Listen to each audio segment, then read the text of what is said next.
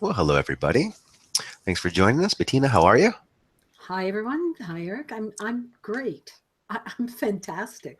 Oh, Um, if you'd asked me that 3 days ago, you probably would have got a really very different answer. But I'm really fantastic today. well, it's fantastic to hear.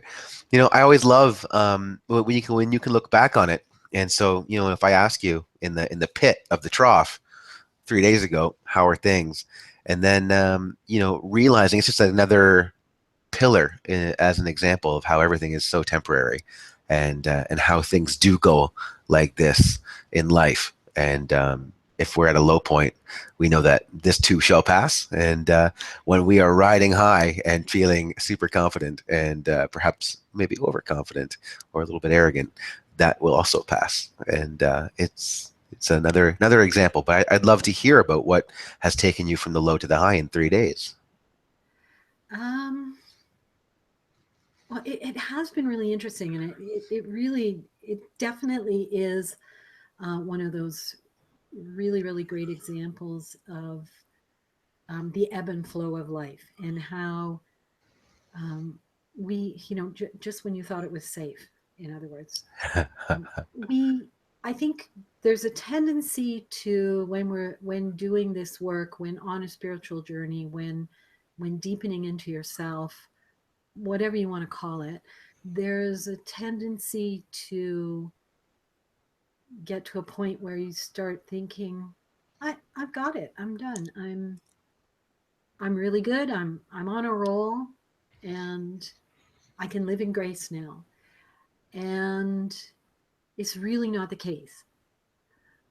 It's not where I was this week, but I know in the past I have been on those little rides of, I don't know what to call it, just false sense of security, I guess, and have been had the rug pulled out from under me as if the universe is saying, "Oh, you think so, do you?" Um, but this time it was a little different because I think I'm at that stage now where I recognize that life is an ebb and flow, and that yes, I may be feeling absolutely fantastic today, but it doesn't mean that there are going to be things that come up, tomorrow or 5 minutes from now. Who knows? That I'm going to have to deal with. The main underlying strength that you can build, the main core muscle, if you will, that is really important to develop, is that one that can sit in a state of peace, even though and in spite of the fact that there's anger rising up or there's fear rising up or whatever it is that's rising up.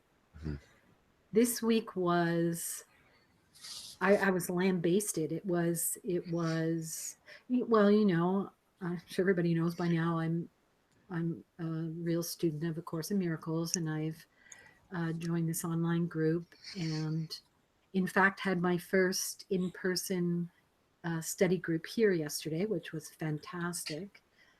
Um, but it has started to, because I'm really in earnest working on the lessons, and the lessons are, for me, I would say the lessons are the most important part of the Course in Miracles journey, because it is your practical experience in putting all the foundations and all the teachings and all the ideas of A Course in Miracles into your everyday life. So I've been doing these lessons, and little by little, I've been sinking into this hole that, my gosh, I, a few days ago, I thought, this is like the worst place I've ever been. I feel like I'm dying. I feel like I'm going crazy. I feel like I am never going to be happy again.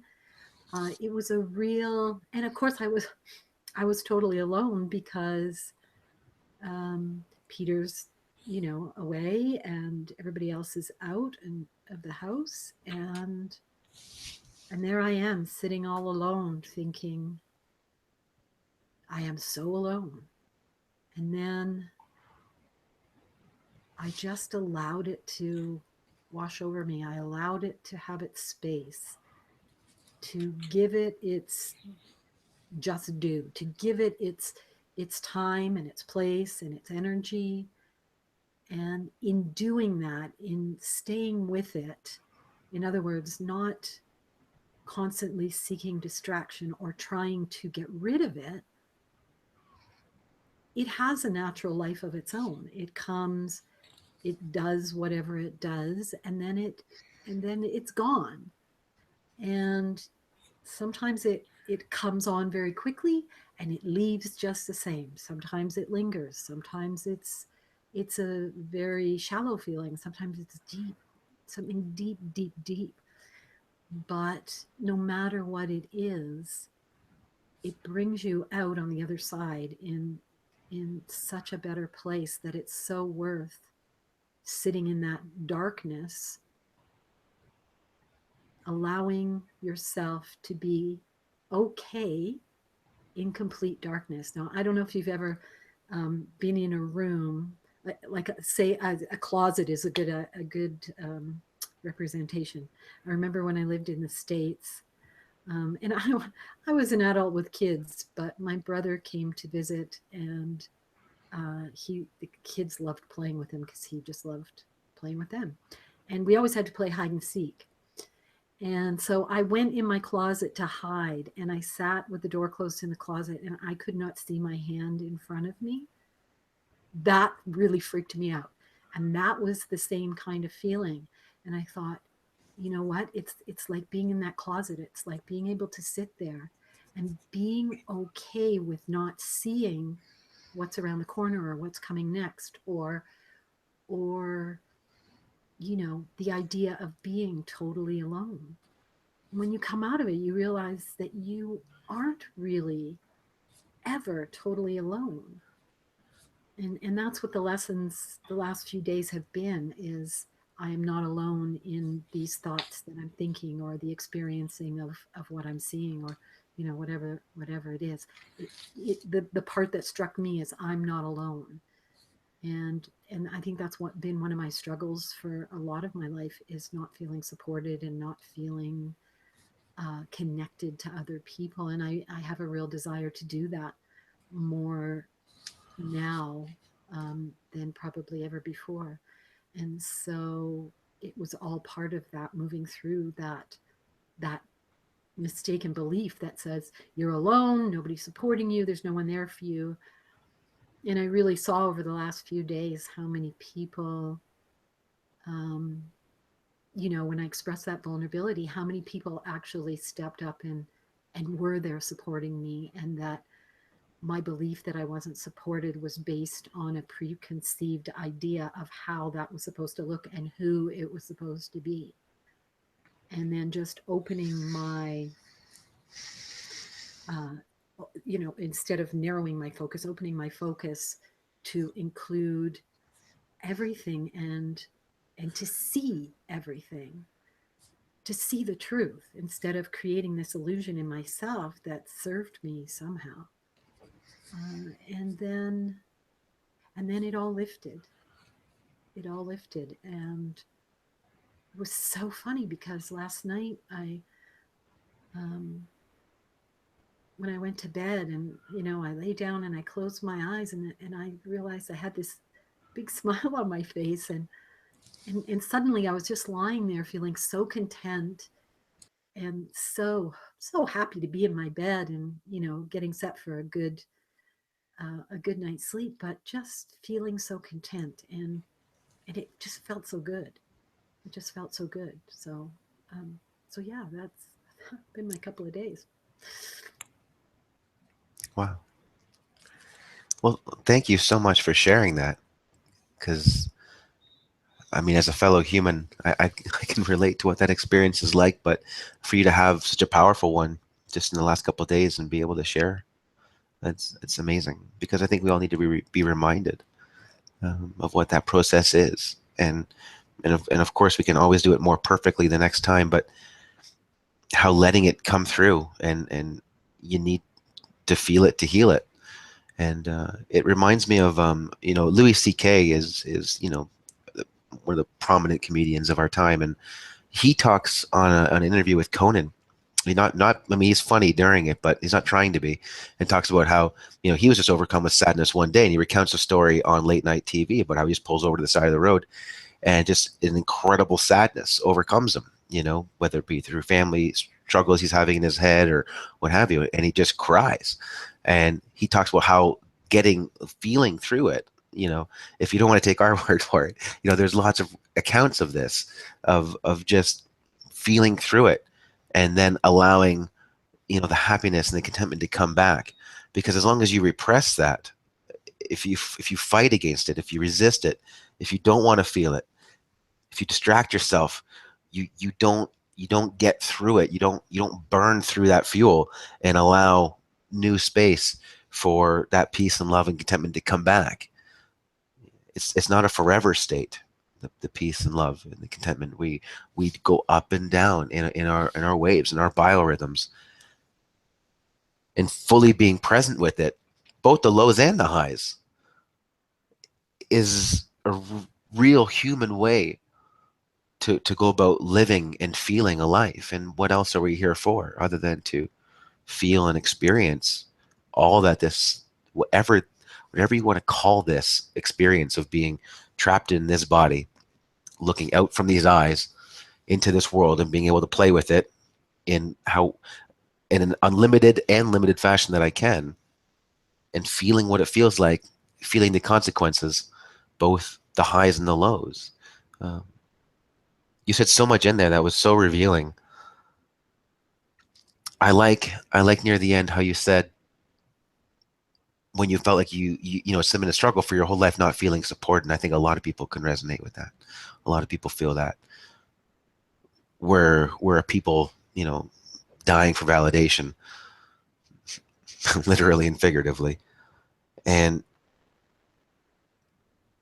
when it was a struggle for you, how you had a preconceived notion of who and what it should look like, your support, um, and you caught yourself and said, rather than narrowing my focus and it having to come in the way that I thought it needed to come, when I opened myself, when I broadened my perspective, when I broadened where I was willing to accept it coming from, that's what allowed me to, step up out of it. That's what allowed me to receive the support and the validation and the love that I needed, to get out of this low. Um, and I think that's really beautiful, because I feel that we can get into relationships, specifically romantic ones, and sometimes where they go sideways and where we get derailed is when we start to expect um, a certain thing in a certain way from a certain person, and they're living their own human life as well, and it may not always be on demand, and then how we can go into resentment, and resisting you know everything about the situation, and how that really hurts us. And then when we can't feel for another, and we just project our dissatisfaction and our lack of having our needs met, and then we pull back, and then we unravel relationships all across our life. And so that's why I think what you had to share there was so beautiful, and especially the way that you got out of it.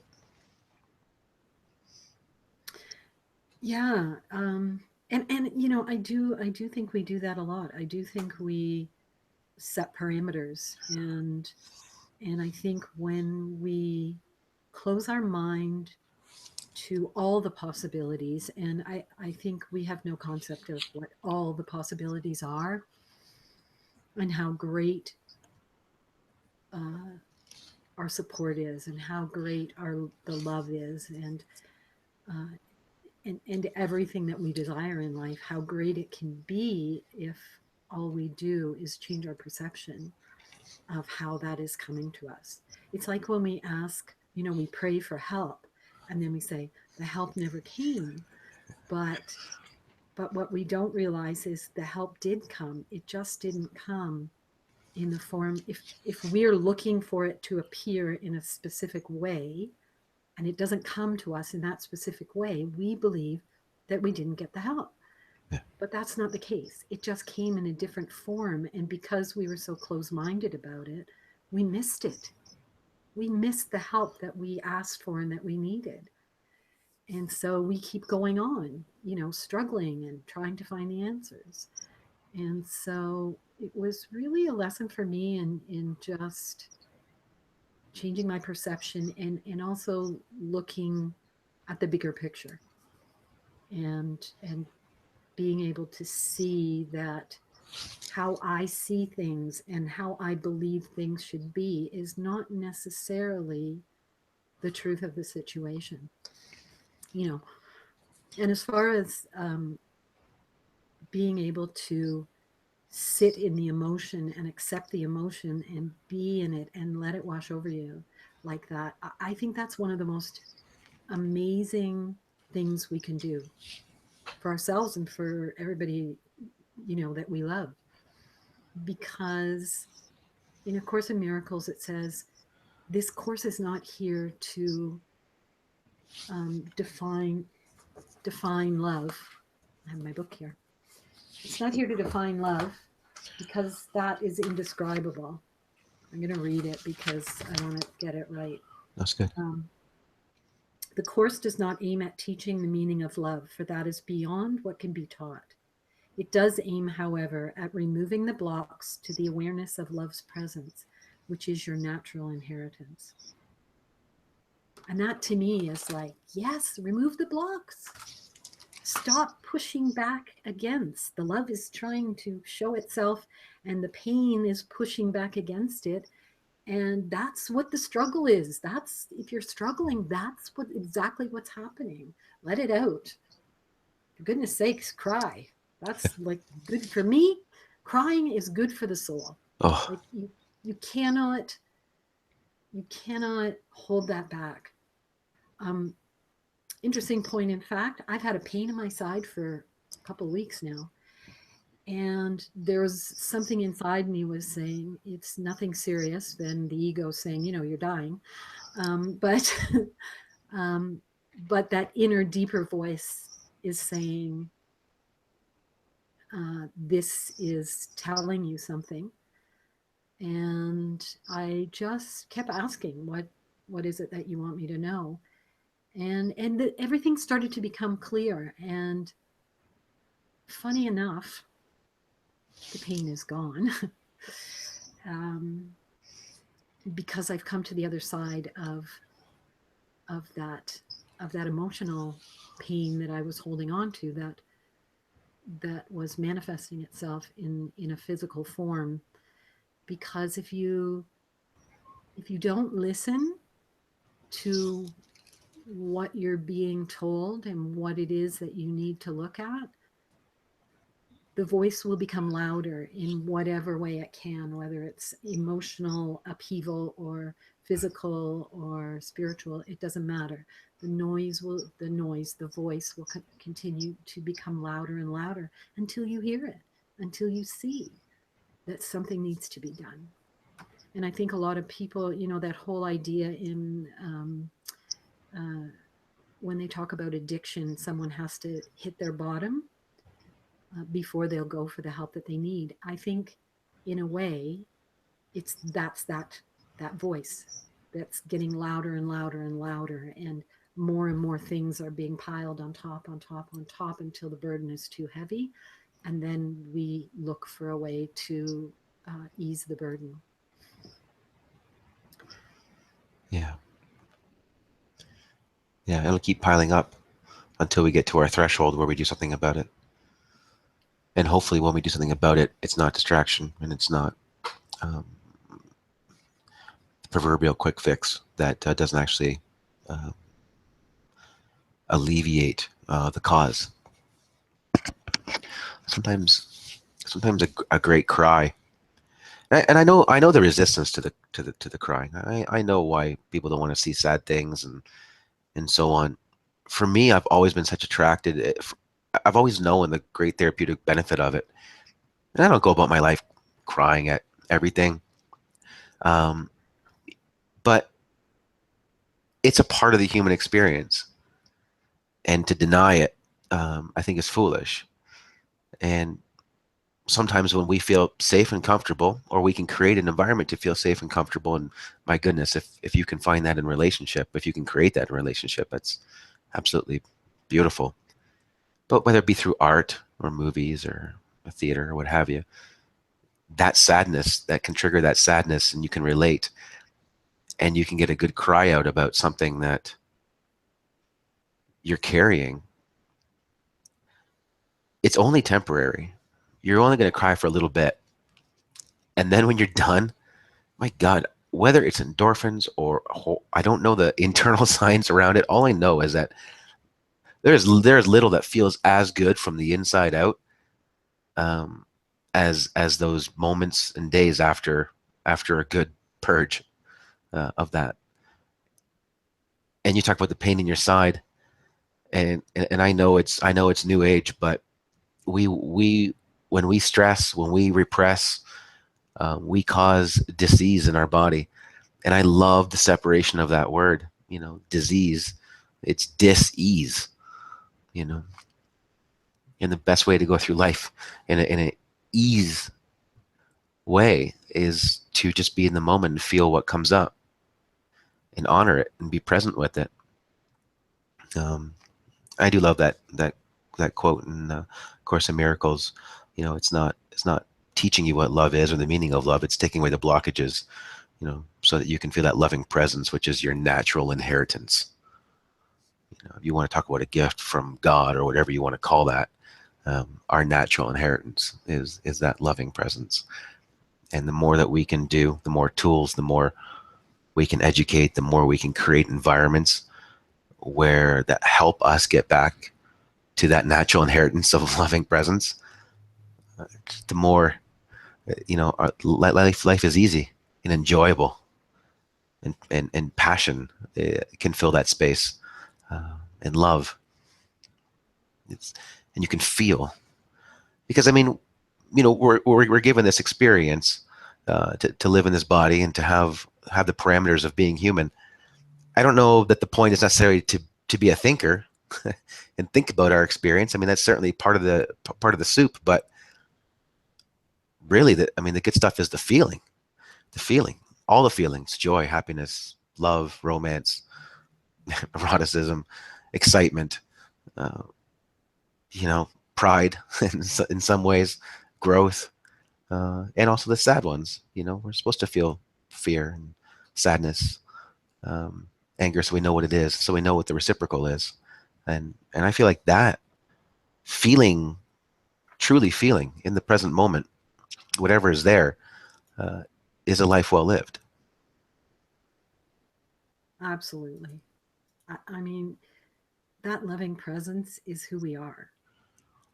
That, people talk about being authentic, and I think being authentic is living that loving presence, which, having started to read the text of A Course in Miracles again, um, is really interesting because uh, you forget, right? You read it and you forget. Um, but also, I think when you read it the first time through, it's like when you go somewhere the first time, it's kind of like you're so busy trying to find your way that you don't really pay attention to where you're going so much, Yeah. which sounds odd, but that's really what takes place. I think that's the same with reading through the book. Is that the first time you're sort of navigating, but you're so busy navigating that it doesn't really have the same meaning. So going now, starting to read through it the second time is really interesting because it's like, oh wow, that makes total sense to me, like right off the bat. And um and it was talking about, I've totally forgotten. Gosh, forget where I was going with that. um but that whole idea of, oh, I know what it was. That whole idea of being A miracle, it doesn't isn't controlled or contrived, or so it's not, oh, I'm going to go and be really kind to that person. It's not like a preconceived idea or thought. It's a natural um, effect of living in your loving presence, of living in that space that knows only love. And then everything you say and everything you do is full of kindness in the most natural of ways without being forced or controlled or contrived.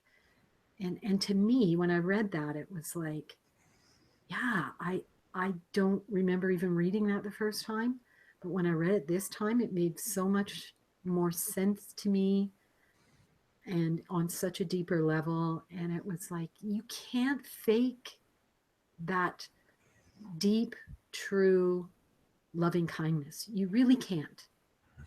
And if you're doing it and then hoping to feel good from it, or if you're doing it to get a reaction of some kind from someone, or if you're doing it because you sat down and said, I need to live a better life and I'm going to, these are the things I'm going to do. It's not, it's not going to have the same effect as if you were to connect with your loving presence. You need to be in your loving presence. And then the doing is a side effect. The doing is becomes a reflection of being in loving presence. I hope I explained that well enough, because I think it's a really interesting concept, and I think it's really important, because I think a lot of times we get confused and we think that, you know if we set out this plan of being a better person by doing things differently, um, that's going to make a difference. And it's not necessarily the same thing as actually living from your loving presence. I hope that makes sense. Yeah, I think you did it well. I think when you say confused, yes, because when we don't commit to it and we just do things to be see we it's kind of like horse trading. It's like I'm going to be nice, or I'm going to trade you being nice for your validation of me. That's what I think the deal is. And then if I don't get your validation in the way that I'm expecting it, then I'm going to go off in pain. I'm going to feel taken advantage of. And I feel there's so in the conversations that come to me, um, and the experiences I've had in my life, I've done that. I've done that all the time. Um, you know, when you do something nice and then you don't feel good about it, when you start doing something nice and you commit to something, and then you no longer want to do it, when you feel like you're not getting as much out as you're putting in, this is like a narrative in everybody's life. And it's one of the key contributors to dissatisfaction and upset. And one of the reasons why we pull back, build build a wall around ourselves, our emotional selves, around our vulnerable selves, and then we just go through on the surface using these propped up identities to interact with one another because we're tired of feeling like we're being taken advantage of, or that we're not getting out what we put in. And it kind of harkens back to what you said, something that you said about 15, 20 minutes ago about saying, how I see things is not necessarily everybody else's truth, or me expecting my reward, for being nice or by contributing in some way, because it wasn't earnest. And what you're talking about is when you can get to that place, when you take care of yourself first, when you get rid of the blockages and you can be in that space of loving presence, the kindness that comes out of you is just natural.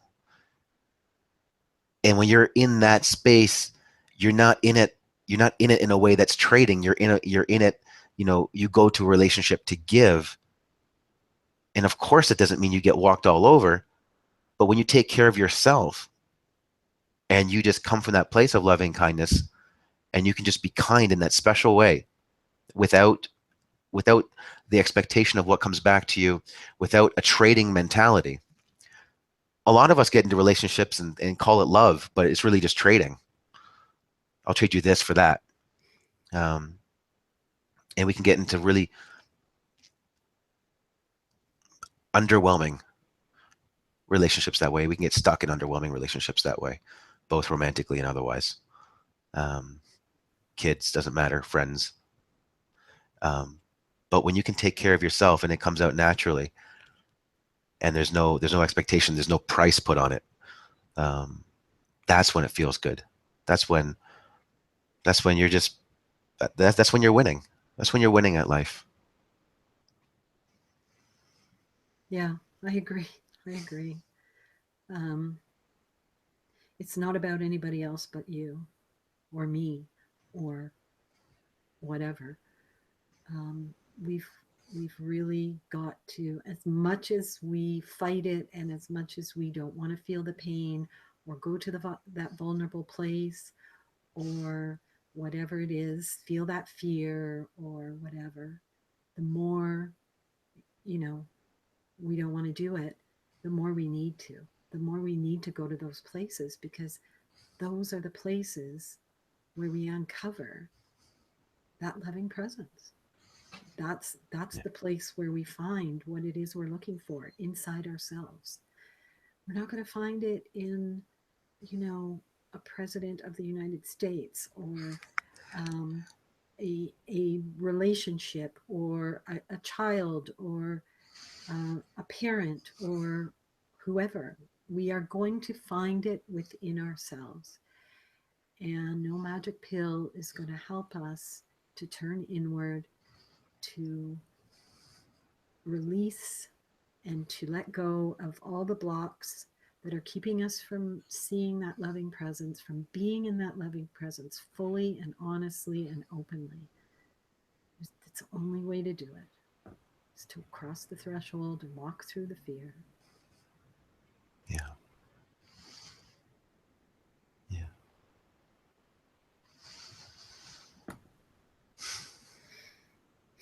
Yeah. Well, I mean, that felt, that was quick, but we're well past our half hour target. God, I know, right? I can't believe how that happens. It's like, You well, know, that's what happens when you're present, right? The time just flies by. yeah, I mean, Um, it doesn't exist. It just disappears. Yeah. yeah, Yeah. And yeah, there's other forks on this conversation but we'll save it for another time. But it would be okay, fantastic after we invoke that space of loving presence, and one of the ways to get to it, at times can be through meditation. And it would be really nice if you could finish us off the show with the meditation, Bettina. absolutely. Thanks. Let's close our eyes and breathe. Breathe deeply into the core of your being, deep down into the belly, and feel the energy at the base of your spine moving all the way up through your body, the energy of loving presence that is always present, always with you, always waiting patiently for you to recognize and be, however long it takes. That loving presence will be waiting to show you the way, to guide you, and to let you know what a truly lovable and perfect divine human being you are. And so clear the decks, remove the clutter and the blocks so that you can clearly hear the voice and feel the love of this presence within you. It is the single most important thing you will ever do in this lifetime. And it is the way through struggle to a life of contentment and peace, love and kindness.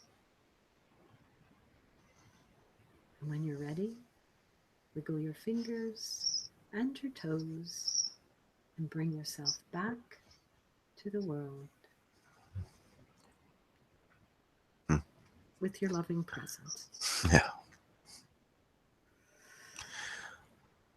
It's so important to have so many tools to get to it. I just even feel, just even through that, taking my focus, and pulling it back inside of me and putting my focus inside of my chest and feeling my breath and feeling my breath slow.